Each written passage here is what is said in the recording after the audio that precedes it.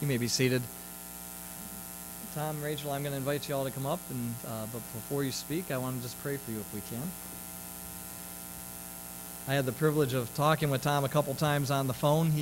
It's always good that you don't know where you are when you're talking to somebody, because once I was on a tractor with a whole bunch of rock loaded on, and we had a dump truck dumping rock, and we were spreading around camp, and I was thinking, I hope he thinks I'm in this pastoral office with all these books and looking pastoral, but I wasn't. And then he called me once, and I was sitting out on a boat in the lake, and I was like, I really hope he thinks I'm like at the church doing something, pastoral, and I wasn't. I was doing camp. But they're going to present to us their ministry, and I want to just take this moment to pray for them before they do. Will you pray with us? Lord Jesus, we thank you for Tom and Rachel. We thank you for their willingness to say yes. And Lord, when they said yes, they thought one thing, and you're sending them somewhere else.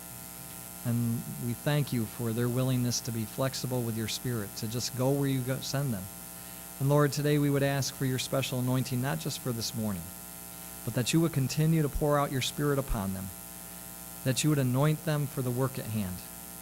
Lord, when they get anxious, that you would replace that anxiety with the peace that passes understanding, that you would protect their hearts and their minds, that you would give them strength, protect their health. Lord, be with their sons. We lift them before you as they go through this ministry as well. And we would ask that you would provide for them, that you would bless them for being where they're going to be. Lord, that you would knit the family together tighter than it's ever been. And Lord, for those things that we can't foresee, we will trust you. And we place Tom and Rachel before you today. Amen.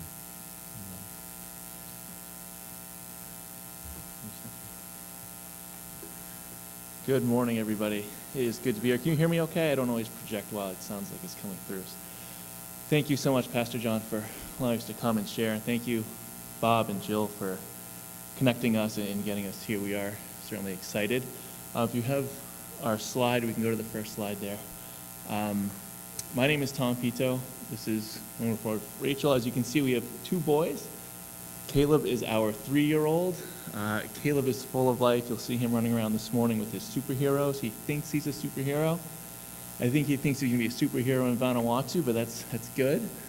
And the baby of the family is baby Mathis. And Mathis just turned 1. Actually, he's 13 months now. Walking, he's fighting off his brother. They are a handful, but we believe that we, as a family, have been called to a little-known place called Vanuatu in the South Pacific. Vanuatu. Has anybody heard of Vanuatu prior to this morning? Nobody? Okay. That's normal. Don't worry. Yeah. Most places don't have a lot of people that have heard of this place. So this morning we do want to tell you all about Vanuatu, what life is like there, the challenges that the Vanuatu face in missions, the challenges there in ministry. We want to let you know everything that God has laid on our heart to do in Vanuatu and how we're going to partner with the church there and kind of what that looks like. But before we get there, we want to let you know a little bit about ourselves. And I'm going to actually have Rachel come. I want her to share her story, her background, and kind of how God has guided our life and basically brought us to a point where we're going to go to Vanuatu. So, Rachel? Good morning, everybody.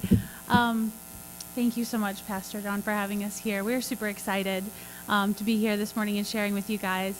So, a little bit about how we got here. My aunt and uncle are Bob and Jill Doss, and so that's our connection to your awesome church here. And I actually remember coming to some family events and even playing volleyball down in the gym as a very, very, very young girl. So it's been a long time since we've been in the church, but it's super nice to be back. So a little bit about us. I actually grew up in Fulton, which is not too far away from here. And I was really interested when I was young in missions. I used to read the missionary books that we would get in at church and just think that it was like the coolest thing ever, but never really thought that God would use me in that way, that God would actually take a little girl from Fulton, New York, and have her go abroad to be in his service. So when I was in high school, I was studying German and was a foreign exchange student in Austria, and I kind of thought that was really all, that I was going to be doing. And after high school, I went to college in Boston. I went to a small Christian college, And had been working with kids with developmental disabilities, and I thought that's what I was going to do with my life. It was very comfortable to me. And I was working throughout high school and in the summers with kids with disabilities. And I really thought I was going to be a special ed teacher. And I thought that's what God was calling me to do. He'd given me a gift, and that was it.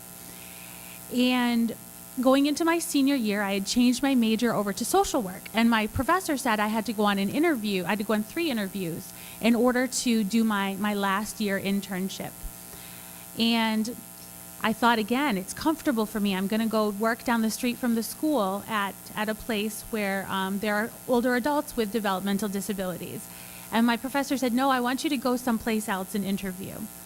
And I went to a part of Boston that makes the news multiple times a day. And I didn't quite know this at the time because I was a little girl from Fulton, New York, who trusted everyone, knew nothing of gang violence and things like that, and knew nothing of really other cultures.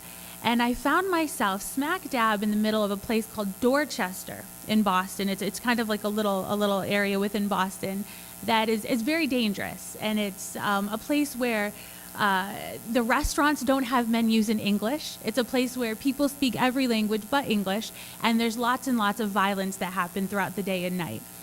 But I knew when I went in for that interview that God was calling me to work there, as scary as it was. And I ended up working with senior citizens who had Alzheimer's. And specifically, I was working with people from Haiti.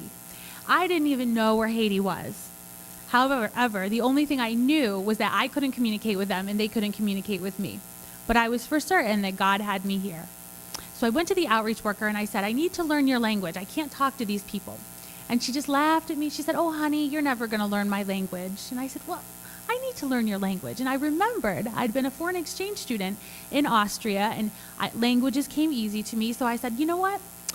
I'm glad the young people actually are at Children's Church because I don't recommend doing this. But I said, I'm going to get on an airplane and I'm going to fly to your country and I'm going to learn your language. And she laughed at me. And it was very unheard of. 20 years ago, it was very unheard of to get on a plane and fly to a foreign country as a single 21-year-old girl, especially to a third world country that I knew nothing about. So I graduated from college with a degree in social work, and 2 weeks later, I got on an airplane in 2002, and I flew to Haiti. And I went to live with a family who didn't speak English, and I didn't speak Haitian Creole. And I thought, this is going to be a match made in heaven. I'm going to learn a language. It's great. And my eyes were opened to a lot on that trip. First and foremost, my eyes were open to how little I knew and how uncomfortable I was. But what ended up happening was the family I was living with really realized that they could feed me cornflakes and mangoes, and I would be happy because I didn't understand their food and they didn't understand what I was saying. And after being in their home for a little while, we started traveling around the country. See, they worked with a child sponsorship program, and so they would take me with them. So we would get up early in the morning, and we'd come back late at night, and I would just be exposed to all these different things that were incredibly foreign to me. And it just seemed like it was so different than life here in upstate New York. I mean, there was no snow, everything was hot, it was dirty. After a few weeks, I started thinking, this isn't that bad, this is really cool. And then I got really sick. And I was so sick, in fact, I had to be taken to an American medical clinic that was across town from where they were living. And I was laying on this makeshift slab that basically was held up by cinder blocks and basically a piece of plywood. And I was laying on there, thinking, oh my gosh, I just want my mom. This is the worst thing ever. Why did I come here? Kind of forgetting that God had been stirring something in my heart about these people. And there was a woman laying next to me who was incredibly sick. In fact, she had typhoid. And she was so sick with typhoid, she was barely responsive. And she had some IVs hanging from her, what the medical clinic could do. And the sun started setting over the mountains, and all of a sudden they started talking amongst themselves about how they were getting ready to send her home. And I don't know what I expected to have happen, but I just was dumbfounded at the fact that they were going to put the woman in a taxi and send her back to her house, or wherever she lived, her hut. And I kind of looked at them and I was like, what do you, I knew enough of the language at that point to ask, hey, what's going on? What are you doing? And they said, well, the sun is starting to set. It's not safe. We have to put her in a taxi and send her back. And if she lives through the night shall come back in the morning, and we'll continue to administer care. And I remember just being like, no, we have to do something. We have to send her to the hospital. And they said, Rachel, there is no hospital. Things are so bad right now politically in the country that there were demonstrations downtown and no one went to work today. You know, the hospital's closed. There's no other care. We're it. And it's not safe for us, and this is our policy. We have to close the doors.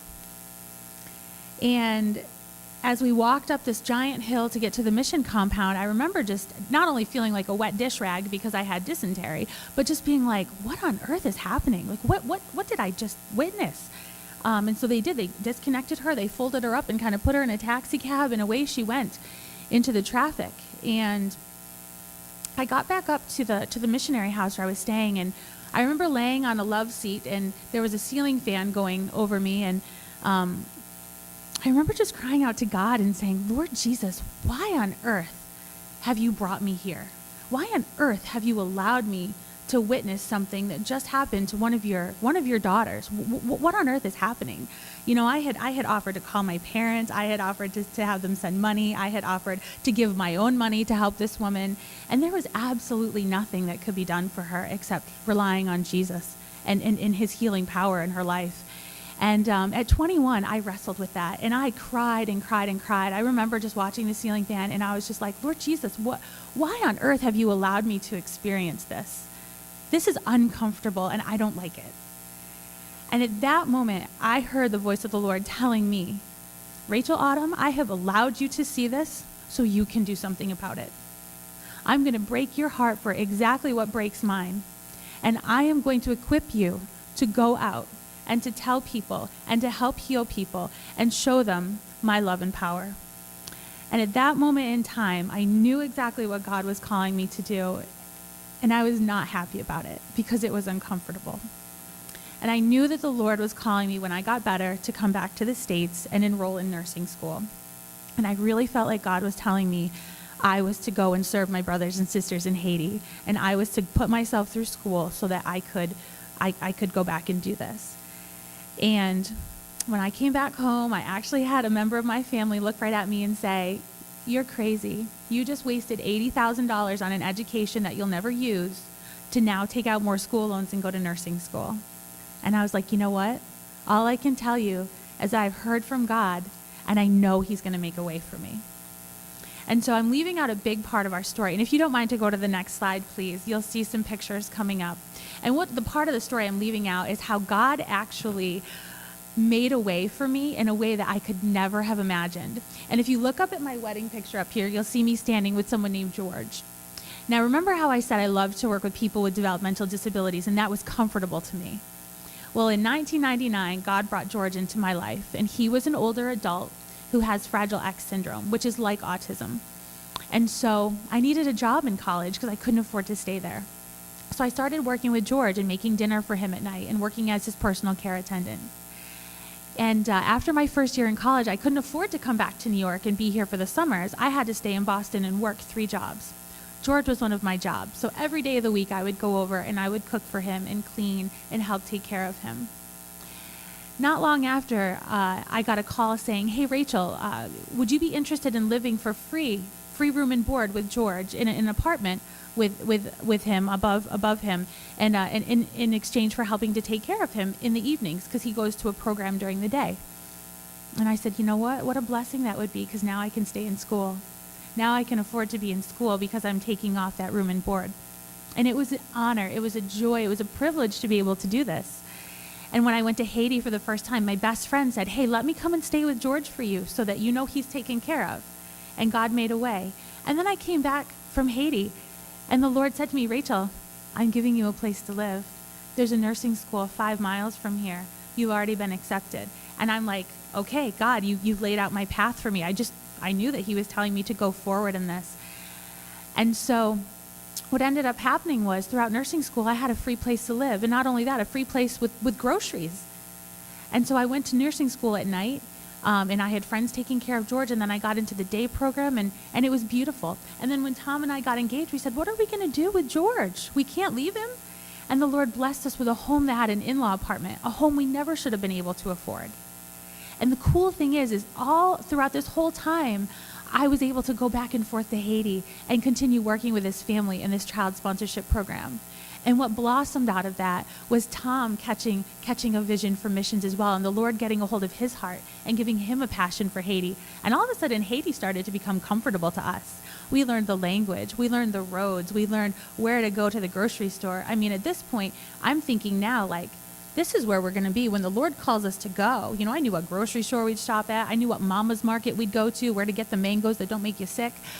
We knew where our kids were going to go to school. We knew what apartment we'd live in. Just going back and forth so many times, leading missions trips. And we really thought that these pictures you see up here, this is what God had for us. And he did for 15 years. God had us working in Haiti, back and forth, supporting a local pastor. Our home church in Boston is involved. Our families have both been to Haiti. And so we just knew that was what God had for us at the time. And then about a year and a half ago, I was 7 months pregnant with Mathis, our little baby downstairs. And George got sick. George had lived with us this whole time. And the Lord called him home in a very, very short time. And here I was, almost 8 months pregnant. And Tom and I looked at each other and we said, oh my word, what now? See, George was our anchor here. We knew that the Lord had called us to take care of him for all the time, for the 71 years that the Lord gave him on this earth. We had him for 17, and it was amazing. And I don't regret one day of it. We had family members tell us that we were crazy for taking on someone. George's own guardian told us 26 and 28 years old, you should never tie yourselves down with someone like him. But you know what? It was the greatest joy and honor for us. And last summer, after we had the baby, Tom's work gave him 12 weeks of paid leave. And we took every single day to ask God, what's next? What do you have for us?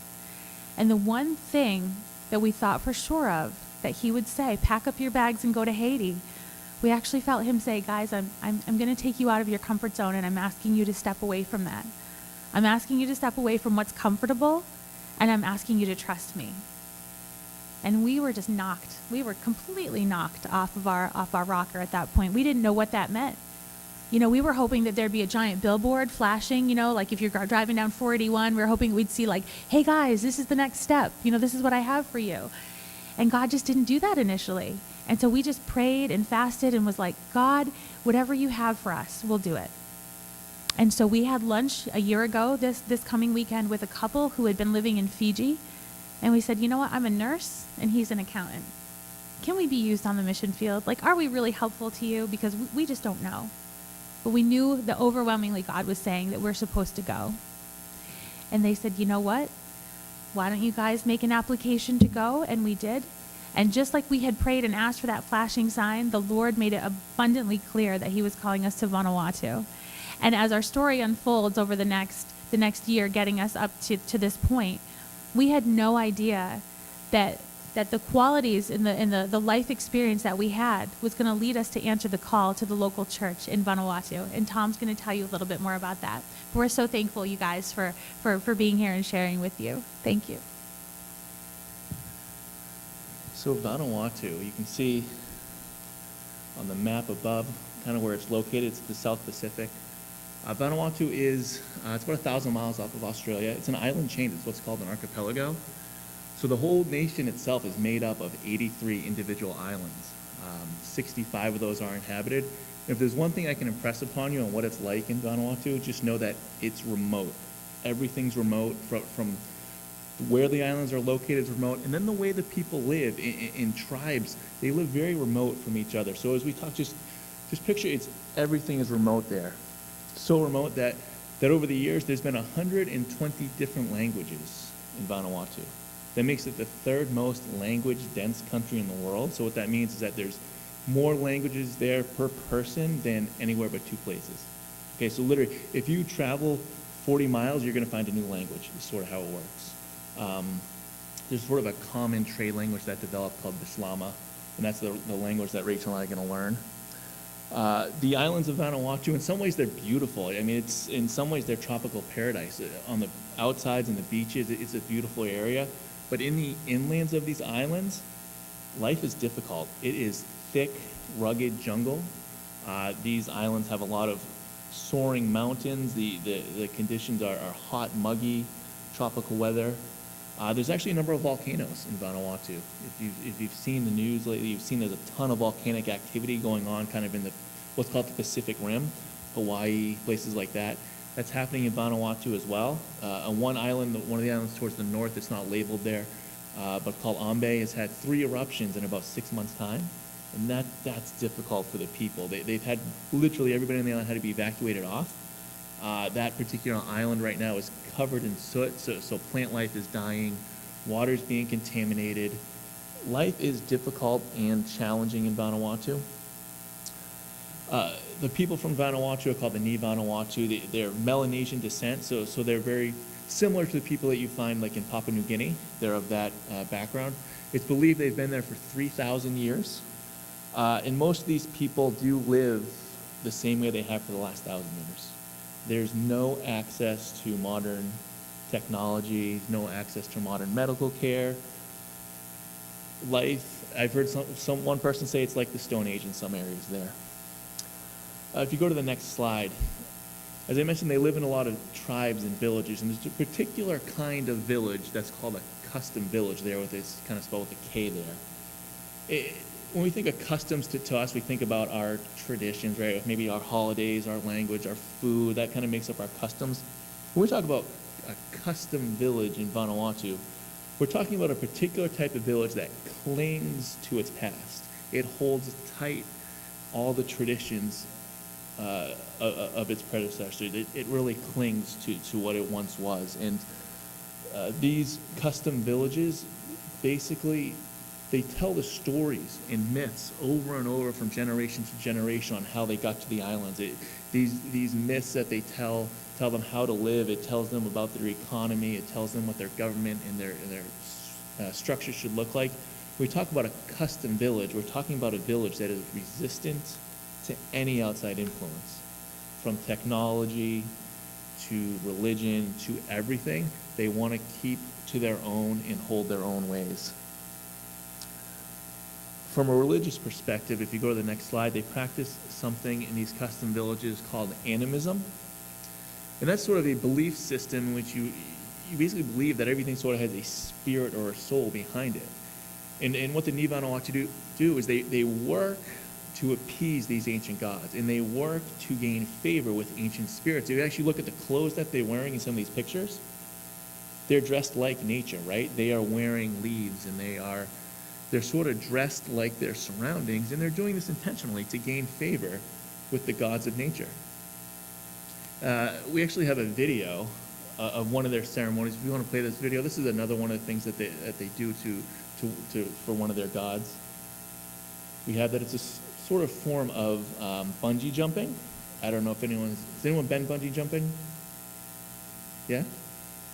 All right, this is the original form of bungee jumping. Nobody gets injured in this video, just so you know, so mind can be at ease a little bit.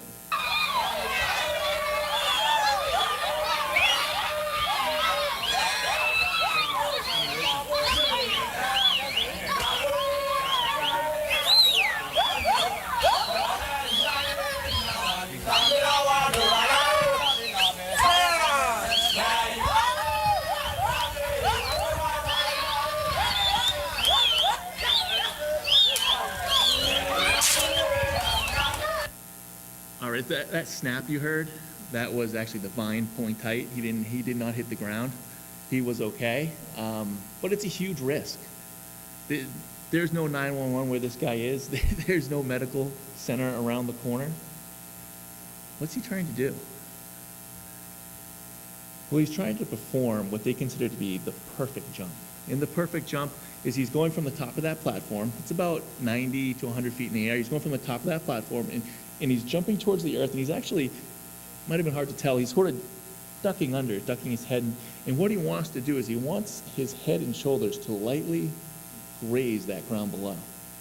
And that ground has kind of been worked, and that soil's been turned up, and it's on kind of a slope, but he wants to touch that ground. And what the Ni Vanuatu believe is that if he's able to pull off this perfect jump, if he's able to touch that ground below, that a blessing will go out upon that soil. And the God of the yam harvest will bless them bountifully. As I said, the Ni Vanuatu, they live off the earth. They live off of what they're able to grow. And so they are literally willing to do anything they believe will make a difference to help them grow their crops. And it's this kind of belief system that is common and present throughout these custom villages in Vanuatu. And it's these custom villages and it's this belief system that makes Rachel and I want to go and tell them, guys, you don't need to be doing this anymore. You don't need to be working yourself. You don't need to be performing these sacrifices anymore. But that there's been one sacrifice performed by Jesus Christ on the cross, and it applies to all mankind who accept him. We want to let them know that they can give this up. They don't have to be climbing these rickety structures anymore, but there is a hope in Christ. We sang a song this morning, Every Tribe, Tongue, and Nation. And that speaks to Rachel and I. In Mark 16, we find our Great Commission, go into the world and preach the gospel to all creation. And Rachel and I take that at heart. You know, ever since the fall of man back in the garden, God has been redeeming the world back to himself. But right now in Vanuatu, there are language groups and there are tribes that in the 2,000 years since Christ has not had a single convert to Christianity. So how in the world can Rachel and I make a difference? Rachel's from Fulton. I'm actually from southern Maine. It's like, how in the world can we make a difference in a place like this, in a culture so different than our own? Well, it's been proven over time that the most effective way to plant the church in Vanuatu is to first go in with medical missions. And there is a huge, huge need for medical missions. On one of the islands in the south called Tanna, there is about 30,000 people that live there. It's around 200 square miles. And for that whole island and for all those people, there is one registered nurse. So there is a huge need for medicine. And there's very treatable diseases like malaria, dysentery, parasites that right now they have no answer for. And there's common things that can happen, machete cuts, ulcers, things like that if they go untreated actually become life-threatening. I mean, simple things to us that if they're not treated properly get infected and become life-threatening. In addition, there's little to no prenatal care in a place like Vanuatu. And giving birth in the bush is a very harrowing experience. And as Rachel talks about, she has a passion for medical missions, and she has a passion for reaching people through medicine. So our role in Vanuatu is to be as Hope Clinic Network administrators. Okay, so what does that mean? Well, there is a church in Vanuatu that the gospel is there, but they recognize the need to reach these custom villages. There are villages that they themselves can't even get into. Because it's so remote, because these tribes keep to themselves, the church has realized, man, we need to get to these unreached villages. So what their vision was that Rachel and I have adopted would be to set up a network of clinics that we're calling Hope Clinics. And the work that Rachel and I can do is actually be to partner with the local church there. And we want to train up and we want to help educate individuals from the local church, believers from the local church in medicine. We want them to be trained in medicine. We want to basically plant medical clinics to be run by the local church in areas in and around these custom villages that don't know Christ. And we want to put them there. We want to help stock these clinics. The government will actually give you medicine if you meet their criteria, right? So we want to build up the clinic. We want to teach them how to run the clinic. We want to teach them, there's things like paperwork involved, exciting stuff like that, but the government will give that medicine. And they just need some support, some training, some help to do it. So we want to establish these clinics around the islands of Vanuatu and place the church there to start building relationships. I'm going to actually also work at a place called Joy Bible Institute. This is a local Bible college. I'm not a Bible teacher, but my background is in administration and finance, and there are some missionaries there that want to transition that work over to the locals. So I'm going to help them with that, but it gives us a really cool opportunity to interact with local young upcoming pastors. So we're kind of envisioning these young pastors and training up some medical workers, and then planting, as we plant the medical clinics, we want some young pastors to go and begin planting the church. We want to basically use medicine as the key to open up the door in these villages. And as they build that relationship, we're believing and trusting God that the village leaders, that the chiefs will see their heart and see their love, and he'll open up and actually give a plot of land. This happens sometimes with medical teams that come in. You can gain favor with the chief. They'll give you a plot of land, you can put a church. But it takes that time to build that relationship. They're not just going to come in and let us do whatever we want. So we want to put somebody that's going to be there for a long time to build that relationship and then open the doors that way. You know, the thing that I like the most about what we're doing is, as Rachel said, you know, her background's nursing, my background is in business and finance. It's like, you know, what can we do? What can we do? But I think what we're doing is kind of a picture of how the church ought to work. I think what we're doing is, you know, a picture of how God has set stuff up. Everybody here has their own skills. Everybody here has their own abilities. And I believe just like, you know, Rachel and I are going to use our skills and our abilities to just open some doors. We're going to help the church there. We're going to help the missionaries there actually get to places that they can't get to otherwise. Likewise, you, in your life, wherever you are, you have a certain influence. You have certain people in and around your life that your pastor and the leadership of this church can't reach. They're looking to you, and God is looking to you to use you in whatever your sphere of influence is, who's ever around you, whatever your skill sets are, God is looking to you. In Isaiah chapter 6, in verse 8, it says, "Then I heard the voice of the Lord saying, 'Whom shall I send? And who will go for us?' And I said, 'Here am I, send me.'" You know, one of the things I like about this verse, God doesn't specifically say Isaiah's name. I know Isaiah's kind of having this vision of God, but he doesn't specifically say Isaiah's name. He's just saying, who will go for us? Who will go? It's kind of the heart cry of God. Who will go for us? Who will go? He's not just saying, I just want the most talented, the most educated. That's all good stuff. He's not saying, I only want pastors. I only want missionaries. If you're a Christ follower this morning, God is calling you saying, who will go? Who will go? You know, when Rachel and I began answering that call, we stayed right where we lived and we took care of one individual that had autism. And that was a huge thing. It was such a blessing. And on top of that, we were able to go back and forth to Haiti and do some work there. But we had no idea where God was going to take us and what it was going to look like. And so as you see God, you say, God, here I am, send me. Be open. The path he takes you on, it's not going to look like Rachel and I's, but I know he has a path for you. And I know he has a people in and around your life that he wants to meet through you and through your influence. You know, Rachel and I don't know exactly how things are going to turn out in Vanuatu. If you read further in Isaiah, he went to a people that were hard-hearted. They never turned to him. Sometimes that happens. We don't know what it looks like, but we know we're called. We know that God is leading us to Vanuatu. It's our desire to be there September of next year. So it's coming up soon. It's just over a year from now. There's a medical team coming from Wisconsin shortly after that. We want to partner with that. We want to get busy in the work of God down there. And it's going to take us some time. We got to learn language. That's going to take a long time. We have to learn culture. The culture is so different. It's going to take time. So we want to get there, and we want to begin that process. But we need help to go. We can't do it on our own. In Romans chapter 10, verse